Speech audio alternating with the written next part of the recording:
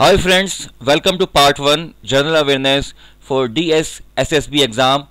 General awareness का ये section है और इसके अंदर जो पिछले साल क्वेश्चंस पूछे गए हैं जनरल अवेयरनेस के उनके बारे में हम डिस्कशन करेंगे। जैसा कि आप सभी जानते हैं 20 मार्क्स का आपको ये तीनों सेक्शंस में, आपको चाहे पीजीटी के लिए तैयारी कर रहे हैं, चाहे टीजीटी के लिए या पीआरटी के लिए, तीनों लेवल में जो है वो ये 20 मार्क्स का जो लेवल आपको आएगा जनरल अवेयरनेस का सेक्शन, जिसमें हम आपको पिछले साल जो क्वेश्चन पूछे गए हैं उनका किस प्रकार नेचर है और किस लेवल तक क्वेश्चन पूछे गए हैं वो पूरी जानकारी आपको जो है यहाँ पर हम अपने इन लेक्चर्स की सीरीज में देंगे। ये फर्स्ट लेक्चर है जिसमें हम आपको प्रीवियस ईयर क्वेश्चंस के बारे में डिस्कशन करेंगे।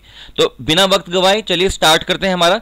और मैं आपको बताना चाहूँगा फ्रेंड्स, ये जितने भी हमारा जो ये सारे जो सेक्शन हैं इनमें हमने जो ओरिजिनल जो पेपर हैं, जो एक्चुअल में जो एग्ज़ाम पेपर आया है उससे हमने एक्चुअल जो है सेम वही वहाँ से जो है उसको जो है वो कॉपी पेस्ट किया है। और इसी वजह से जो है वो आपको थोड़ी जो पिक्चर्स हैं कुछ वो थोड़ी धुंधली देख सकते हैं। जैसे आपके सामने ये है, फर्स्ट क्वेश्चन देखिए यहाँ पे है, who compose the famous song सारे जहां से अच्छा। तो ये देखिए, ये जो आपको पिक्चर जो हो सकता है थोड़ी धुंधली दिख रही है क्योंकि बिल्कुल एग्जाम जो पेपर है उसका स्कैन करके आपके सामने मैंने यहाँ पे आपको लेकर आया हूँ, बिल्कुल रॉ मटेरियल, यानी कि बिल्कुल एक्चुअल, कहीं से मैंने यहाँ पे आपको अपनी तरफ से कोई इनपुट इसके अंदर नहीं डाला है। तो ये जो सारे क्वेश्चन हैं आपको एग्जाम में आए हुए हैं, इसके लिए एक एक क्वेश्चन हम देखेंगे यहाँ पर। तो सबसे पहला क्वेश्चन है, सारे जहां से अच्छा कंपोज, ये जो सॉन्ग है फेमस सॉन्ग किसने कंपोज किया? तो आपके पास ऑप्शन है यहाँ पे जयदेव, मोहम्मद इकबाल, बंकिम चंद्र चटर्जी, रविंद्रनाथ टैगोर। और ये आपका एग्जाम देखिए यहाँ पे आंसर है, आपका यहाँ पे आंसर बी है, यहाँ पे बी यानी कि Mohammad Iqbal. It is compose by Mohammad Iqbal. तो सारे जहां से अच्छा जो है वो मोहम्मद इकबाल ने कंपोज किया है।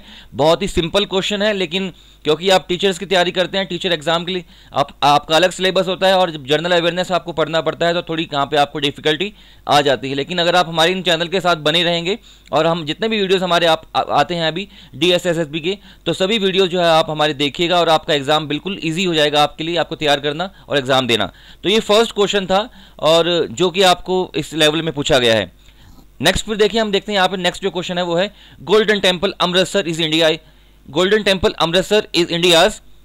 ऑप्शन है लार्जेस्ट गुरुद्वारा, ऑप्शन बिल्कुल सही बात है, लार्जेस्ट गुरुद्वारा है, बिल्कुल ये सही बात है। और पूरे भारत में जो है वो जितने भी तख्त साहिब हैं सिखिज्म में और सिख धर्म के, तो सबसे बड़ा गुरुद्वारा जो है वो गोल्डन टेम्पल है, जिसको हरमंदिर साहब के नाम से भी जानते हैं। तो ये भी आप बात ध्यान रखें यहाँ पे, हरमंदिर साहब, हरमंदिर साहब, ठीक है। और देन जो है वो ओल्डेस्ट गुरुद्वारा भी यहाँ पर है, ये सबसे ज़्यादा जो है वो ओल्डेस्ट गुरुद्वारा यही है, गोल्डन टेम्पल। तो ये दोनों जो ऑप्शन है ए और बी दोनों ऑप्शन सही है। और सी ऑप्शन में आपको ये आंसर दिया है कि both option A and B, ये सभी जो है दोनों ऑप्शन सही हैं। तो ये दूसरा क्वेश्चन था आपका जो कि आपको प्रीवियस जो ईयर में आपको जनरल अवेयरनेस सेक्शन में पूछा गया था। ऐसे ही हम इंग्लिश के लिए, रीजनिंग के लिए, मैथ्स के लिए और बाकी सभी जो दूसरे सेक्शंस हैं उनके लिए भी हम आपके लिए क्वेश्चंस लेकर आएंगे। तो प्लीज़ आप हमारे इस चैनल्स के साथ बने रहिएगा, सब्सक्राइब कीजिएगा। सब्सक्राइब करने के बाद में एक जो बेल आइकन है उसे प्रेस कीजिएगा और उसके बाद ओके प्रेस करना है, जो कि आपको ये बताता है कि जैसे हम कोई नया वीडियो डालेंगे आपको इसके बारे में इंफॉर्मेशन आपकी ईमेल पे या आपके फ़ोन पे आ जाएगी, ताकि आप वो वीडियो समय रहते हुए देख पाएँ। तो नेक्स्ट क्वेश्चन देखिए, फिर यहाँ पर क्वेश्चन है, हैवी वाटर प्रोजेक्ट तालचेर, ठीक है, and fertiliser plant Paradip are famous industries of. तो आपको बताना है कौन से स्टेट में है। देखिए, तालचेर एंड पैरादीप, ये दोनों जो फेमस इंडस्ट्री जो है ये आपको उड़ीसा के अंदर मिलेंगी। तो ये देखिए, उड़ीसा इसका जो है राइट आंसर है, ऑप्शन नंबर ए उड़ीसा। और इसका अब जो असल में जो नाम है वो, ये क्योंकि पुराना पेपर है तो यहाँ पे उड़ीसा की स्पेलिंग आपको ORISSA लिखी है, एक्चुअल में अब जो नाम है वो है ओडिशा। तो अब ये भी आपने यहाँ पे ध्यान रखना है। तो ये करंट अफेयर में भी हम डिस्कस करेंगे ऐसी चीज़ें, ठीक है। तो नेक्स्ट क्वेश्चन हम देखते हैं यहाँ पर, वो है ड्यूरेंट कप। देखिए, आपको स्पोर्ट्स से जुड़े हुए सभी कप जो है यहाँ पे आपको वो भी ध्यान रखने हैं, चाहे वो अजलन शाह कप हो, चाहे ड्यूरेंट कप हो या हॉकी का कोई कप हो, तो ये सभी जो है वो आपको यहाँ पे याद करने पड़ेंगे। हालांकि हम आपको स्टैटिक जीके में वो करवाएंगे भी, लेकिन फिर भी आप अभी से तैयारी करना शुरू कर दीजिए क्योंकि 20 मार्क्स जो है वो आपको आएंगे। काफ़ी इंपॉर्टेंट यहाँ पे सेक्शन है। Durand Cup is associated with the game of. तो आपका आंसर यहाँ पे, जी हाँ, बहुत से लोग जानते भी होंगे, आपका आंसर सही है, football. Option number B, Durand Cup जो है वो फुटबॉल से संबंधित है, ये आपने यहाँ पे ध्यान रखना है। नेक्स्ट फिर क्वेश्चन देखते हैं यहाँ पे, first international peace congress was held in London in. तो कौन से ईयर में आपको पूछा गया, कौन से ईयर में जो हुई थी first international peace congress, London में हुई थी। देखिए, फर्स्ट ऑफ एक इन्फॉर्मेशन आपको उसने दे दी यहाँ पर लंदन में। तो हो सकता है आने वाला एग्जाम है वो आपसे ये आपसे पूछा जाए कि ऑप्शन नंबर सी वैसे इसका आंसर है सही, ये सी ऑप्शन आपका सही है 1843 में।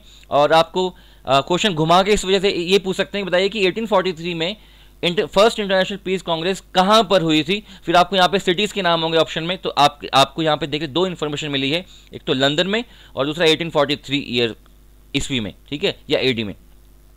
अगली ओर बढ़ते हैं हम, यह है डॉक्टर जाकिर हुसैन। डॉक्टर जाकिर हुसैन देखिए यहाँ पे he was the very famous personality, he was a politician doctor Zakir Hussain.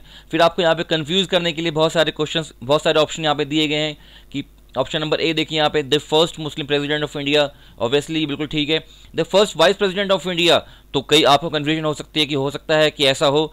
और उसके बाद C first president of Indian National Congress, तो ये देखिए ये तो बिल्कुल यहाँ से गलत है क्योंकि ऐसा बिल्कुल नहीं है। फर्स्ट स्पीकर ऑफ लोकसभा, ये भी बिल्कुल यहाँ पे गलत है, ऐसा बिल्कुल भी नहीं है। और first vice president of India, ये भी बिल्कुल गलत है। तो आंसर आपके पास ऑप्शन आपके पास ये बचा, ऑप्शन नंबर ए, ये है the first Muslim president of India. तो आपने यहाँ पे ध्यान रखना है doctor Zakir Hussain was the first Muslim president of India. तो ऑप्शन नंबर ए आपका यहाँ पे सही था। ये क्वेश्चन आपको प्रीवियस ईयर में एग्जाम में आपसे पूछा गया है जनरल अवेयरनेस के सेक्शन में, DSSB। नेक्स्ट फिर देखते हैं यहाँ पे, अब ये G15, एक्चुअल में नाम इनका G15 है, आप ध्यान रखना आपने, रिसेंट जो इसकी जो एक्टिविटी है कि G15 नाम है, असल में जो टोटल नंबर ऑफ जो देश हैं इसके अंदर, इस ग्रुप के अंदर, वो है 17, ठीक है। 17 देश इसके अंदर हैं अभी, इसके अंदर इंक्लूड हैं। और ये इकोनॉमिक ग्रुपिंग है। और ये जो है यहाँ पे आपके पास ऑप्शन देखिए, यहाँ पे आपको मैं बता रहा हूँ ऑप्शन आपके साथ यहाँ पर है।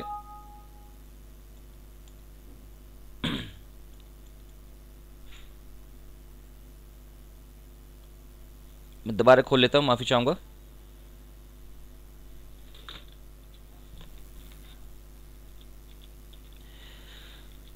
दोबारा से हम उसी क्वेश्चन पे चलते हैं। हाँ, यस, क्वेश्चन इज G15। तो ये देखिए आपको ये ऑप्शन आपको बहुत ही यहाँ पे ये हो सकता है आपने पहले ना पढ़ा हो ये, तो इसमें आपको देखिए फर्स्ट वर्ल्ड नेशन है, उसके बाद सेकंड वर्ल्ड नेशन ऑप्शन में आ रहा है, और उसके बाद आपको आ रहा है third world nation and fourth world nation. तो ये सभी आपको यहाँ पे जानना है, मैं आपको यहाँ पे बता देता हूँ। फर्स्ट वर्ल्ड नेशन यहाँ पे कौन से हैं कि ऐसी कंट्रीज जो कैपिटलिज्म को सपोर्ट करती हैं, सिंपल वे में आपको मैं बता रहा हूँ, ज़्यादा डीप आपको नहीं बताऊंगा, कि ऐसी कंट्रीज जो कैपिटलिज्म को सपोर्ट करती हैं उनको फर्स्ट वर्ल्ड नेशन के नाम से जानते हैं। सेकंड वर्ल्ड नेशन ऐसी कंट्री जो कम्युनिज्म को सपोर्ट करती हैं, कम्युनिज्म को, ठीक है, कम्युनिज्म को। और थर्ड वर्ल्ड नेशन ऐसी कंट्री जो कि नॉन अलाइंड है, ठीक है, नॉन अलाइंड कंट्रीज, कि ना तो उन्होंने कैपिटलिज्म को सपोर्ट किया और ना कम्युनिज्म को सपोर्ट किया। तो ऐसे, और जो इन सभी कंट्रीज़ का जो एक ग्रुप है, इकोनॉमिक ग्रुप है, एक जो है आपस में सहयोगी ग्रुप है एक, तो उसको यानी कि G15 ग्रुप है, उसमें 17 देश हैं, टोटल 17 जो कंट्रीज़ हैं उसके अंदर जो है वो, उसको हम थर्ड वर्ल्ड नेशन के नाम से भी जानते हैं। तो ये भी आप ध्यान रखिए, यहाँ पे सिंपल वे में आपको यहाँ पे बताया, क्योंकि आप ज़्यादा आपको डीप पढ़ने की आवश्यकता नहीं है, आपको जस्ट जो है आपको जो है फैक्चुअल नॉलेज यहाँ पे इंपॉर्टेंट है, क्योंकि बहुत सारा अगर आप डीप पढ़ने लगेंगे तो 20 नंबर के मार्क्स में सारे आपके मार्क्स जो है रह जाएंगे। इस वजह से आपको ये फैक्चुअल नॉलेज यहाँ पे ज़्यादा आपको ध्यान देनी है, जो कि आने वाले लेक्चर्स में हम आपको बताने वाले हैं।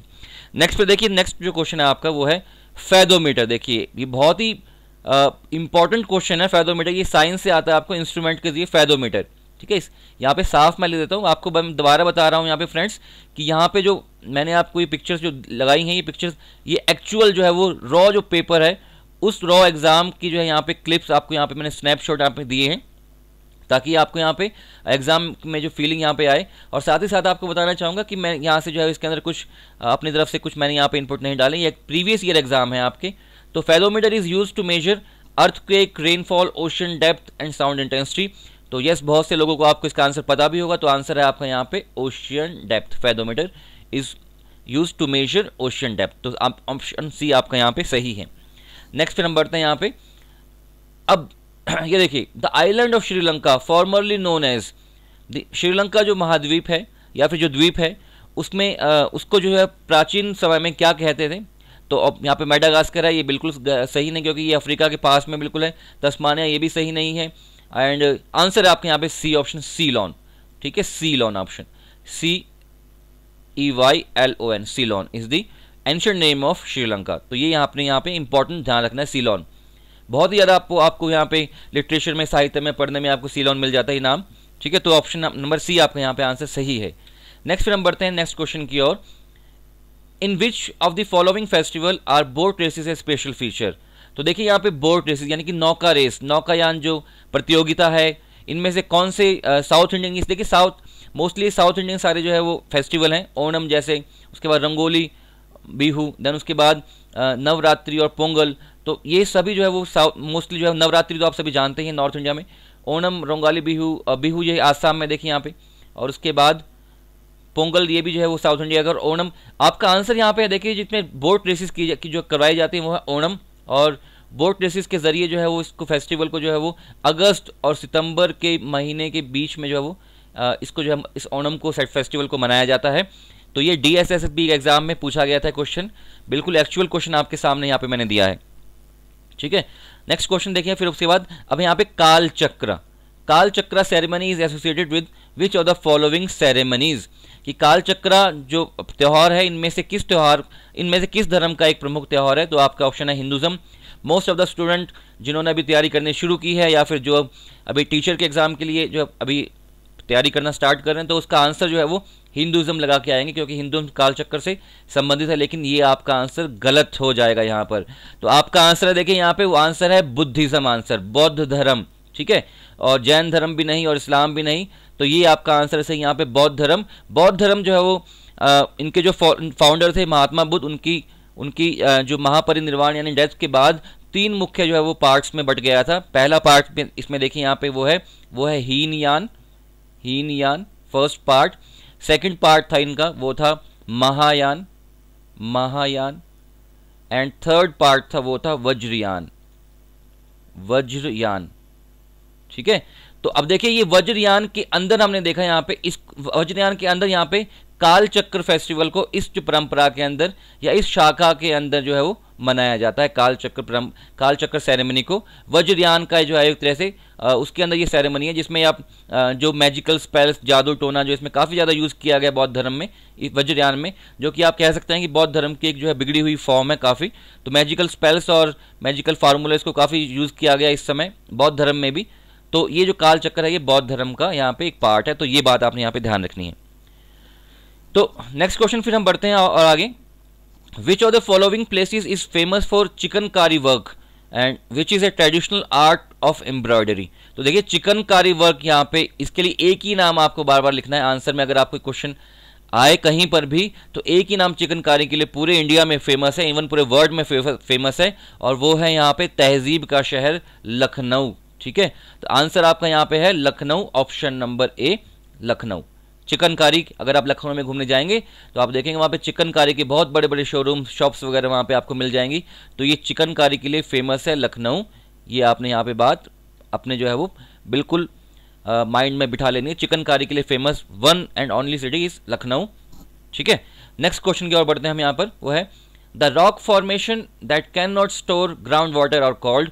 तो ये देखिए आपको ज्योग्राफी से क्वेश्चन आपको आ गया है, हालांकि ये डीप ज्योग्राफी का क्वेश्चन नहीं है, बहुत ही सिंपल क्वेश्चन है ये। एक्वीफर्स जो है वो मोस्टली आंसर यहाँ पे लगा के आएंगे, पर एक्वीफर्स जो है वो एक्चुअल में जो होते हैं वो वाटर को स्टोर करने की कैपेसिटी रखते हैं। ठीक है, और आपसे यहाँ क्वेश्चन पूछा गया that can not store ground water. तो ये ध्यान रखना है यहाँ पे कि कैन नॉट या फिर नॉट, इस तरह के क्वेश्चन आजकल बहुत ज़्यादा पूछे जा रहे हैं हर एक एग्जाम में। ठीक है, तो मोस्टली जैसे आप ये क्वेश्चन पढ़ते हैं तो आप ऑब्वियसली फर्स्ट ऑफ ऑल जो आपकी टेंडेंसी रहती है कि वो आप जो आपको इजीली जो आपको दिख जाता है पहला ऑप्शन और आपने पहले पढ़ा होता है तो उसी पे तुरंत आप आंसर लगा के आते हैं। पर ये आंसर आपके यहाँ पे गलत होने वाला है, गलत हो सकता है, हो जाएगा बिल्कुल, हो सकता है नहीं।